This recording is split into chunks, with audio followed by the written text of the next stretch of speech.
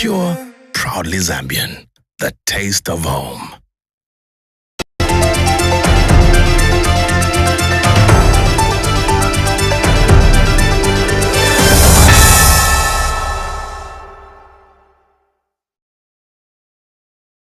Welcome to Newsflash on Prime TV2, the home of breaking news. We are coming to you live on Topset Channel 110 and streaming live on our Facebook page, Ptv2 Zambia.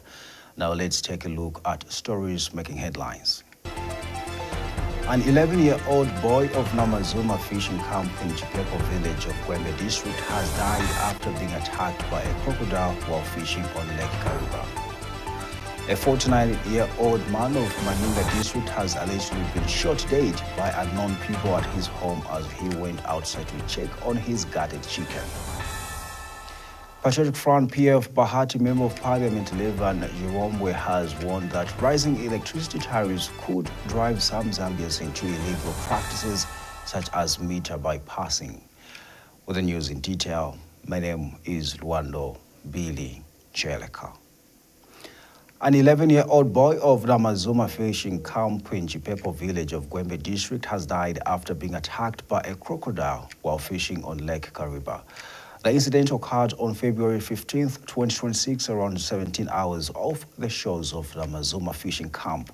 Southern Province Police Commanding Officer Mono Namalongo says the deceased had gone fishing on the Lake KARIBA with his 64-year-old grandfather, Gordon Mijelo, and other juvenile siblings using a drag net.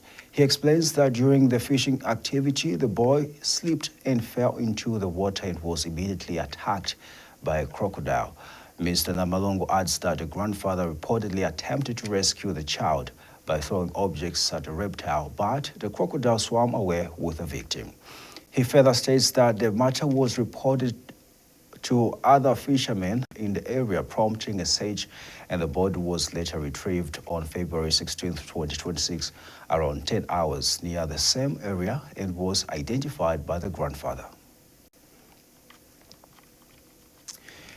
A 49-year-old man of MANYINGA district has allegedly been shot dead by unknown people at his home. Northwestern Province Police Commanding Officer, Commissioner Brighton Swale says the incident occurred around 01 hours on February 15, 2026 in Chongo area and has identified the deceased as Njongo Moema. Mr. Swale explains that the deceased was allegedly shot with an unidentified firearm after he went outside to check on his grass-thatched kitchen, which had caught fire. Jackson Massa reports. Police in Northwestern Province have launched investigations into the fatal shooting of a 49-year-old man in MANYINGA district. Provincial Police Commissioner Brighton Siwale says the victim was shot around 01 hours after stepping out to check on his grass-thatched kitchen, which had been set ablaze. The body was discovered later with gunshot wounds, and the firearm used has not yet been identified. No arrests have been made, and investigations into the motive behind the attack are ongoing. Jackson Mwansa reporting for Prime Television News in Northwestern Province. Patriotic Front PF Bahati Member of Parliament LEEVAN GWEMBE has warned that rising electricity tariffs could push some Zambians into illegal practices such as meter bypassing if the pricing structure is not reviewed. Mr. GWEMBE says maintaining the current tariff regime could create further challenges for ZESCO as the power utility may be forced to intensify efforts against customers who resort to bypassing meters due to high cost. We have more in this report. What I can say is that the cost of electricity or the new tariff was effected last year, I think about November. And you know, most people could not see this because of the load shedding that we had, last year. But now that the supply is a bit stabilized, that's when people are seeing that the cost of electricity has actually gone up. So what has happened is that, the tariff itself, the bill, is in categories or what we call bands. So previously, the first band had 300 units, and these were cheap units. That's why you would see that each time you buy for the first time in that month, you are having a lot of units, you know. But what the ministry has done now is that they've reduced that band from the first 300 chip units to 100 units, you know.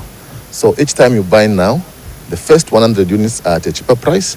The first 100 units are pegged at 35 ngwe per unit. So it's a 35 chip. Was that a vulnerable family can survive on 300 units in a month. But now they've reduced that band to 100.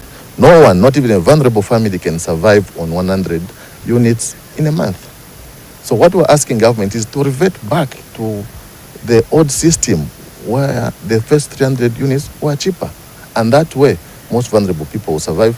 My people in Bahati, in Mansa, will survive on the first 300 units. Because there's no way you can reduce, you know, this is all over the SADC region.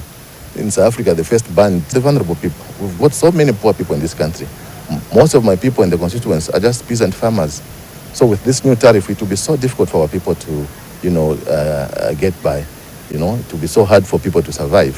People will now be going for weeks without power, you know.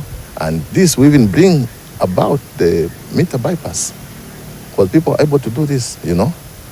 People are able to do bypasses. So ZESCO will have a bigger challenge of now start fighting those who will be bypassing meters if they maintain this tariff. Emergency rehabilitation works on the Masangani Bridge in Mafinga district in Muchinga province are nearing completion following a swift government intervention to restore access after damage to the vital crossing point. The government, through the Disaster Management and Mitigation Unit, DMMU, coordinated the multi-agency response in partnership with the Zambia National Service ZNS and the Mafinga Town Council to carry out agent repair works on the bridge. Speaking to Ptv2 News, Mafinga Town Council Secretary Joseph Nonde confirmed that the works spearheaded by ZNS and which commenced on February 4th are now close to completion. We have more in this report. This is Masangan Bridge in Kalanga Ward, Mafinga district, which was washed away following the heavy rainfall that affected the area, leaving more than 36 villages cut off. Government, through the Disaster Management and Mitigation Unit, has since released over 1 million kwacha to facilitate urgent repair works on the damaged bridge. Engineer teams from the Zambia National Service have been deployed and already working on the site. So we came to put a concrete drift, which we have already done, and also put stone pitching on the embankments and also concrete cover for the overlap, as well as gabion walls that we have done so far. We have been directed by the commander to ensure that the works are delivered to you in quality and also on the expected time. Mafinga Member of Parliament Robert Chabinga has praised the government for the quick response, saying the intervention has enhanced the challenges faced by residents. Pay tribute and say thank you to His Excellency the President, Mr. Kainde Chilema, for facilitating for these years disasters and floods that have been happening, and the preparedness that the government has created importance, and especially by creating the emergency coordination of ministries discussing about the flood system of our country. And I honor the Vice President, Dr. Mtalena Lumango. Thank you so much for the support, and more especially for the quick response by ZNS. Mino, Mafinga Town Council Secretary Joseph Nonde explained the repair works followed a damage assessment which allowed the immediate reaction. And engaged the area member of parliament, and through his office, DMMU was engaged, and they provided the financing for this project. Zambia National Service also provided the expertise in terms of the engineers, and of course, as a council, we also had our team on the ground to supplement what was being done on this drift bridge. Residents in the area have expressed appreciation to the government. Vakavativombera makora pasi ukatukambuka makora pantena kusenya fertilizer kusiria kutenda ndowanja nambara 4 anandi yotondeka kwenda pa chifukwa cha ntemo apa pakavira pakadumukira. Works on Masangan Bridge are expected to be completed within 3 days, after which the bridge will be opened for the public use. Richard Simba reporting for PATRIOTIC News, Mafinga, Muchinga Province. In our news, government says it is strengthening food security and building a resilient food production system following the historic bumper harvest recorded during the 2023-2024 farming season. Minister of Agriculture Ruben Mtolo says the policy-driven approach includes the promotion of climate-smart agriculture and the full migration of the Farmer Input Support Program, FISIP, to the e-voucher system. Minister Mtolo has also revealed that several key agricultural bills are currently before the National Assembly, and that these include the Food Reserve Agency Bill, the Agricultural Credit Bill, and the Agricultural Marketing Bill. Now, the General Council has seen a few changes. For example, the chairperson of the General Council is now in Nigeria. The minister from Nigeria is the new council. On a revolving note, he has been elected to take that mantle, and we're very proud and congratulated him and all those others who took up office. We're also very, very proud of those who had been running the chairmanship and the top executive. As we go back home, I would like to inform the nation that we represented you well, and one of the critical issues that we did as a side meeting was to have a meeting with the president of IFAD, Dr. Avalos. We had a very good meeting with him, and we did make our points very clear. For example, the issue of storage was brought out very, very strongly with the president of IFAD. As everybody is aware in Zambia, one of the major challenges that now a country that has crossed from being, having difficulties with food, but being food secure, the big issue that we should look at is the issue of how we manage our crop after harvesting. Right now, a good portion of our crop, for example, is in Zambia, is still out there in the bush under tent, and that is not a very good way of keeping crop. Why is it like that? It's like that because when you look at what we produce, the 4 million metric tons that we produced in Zambia is far above the total storage facility that we have for the agency and the private sector.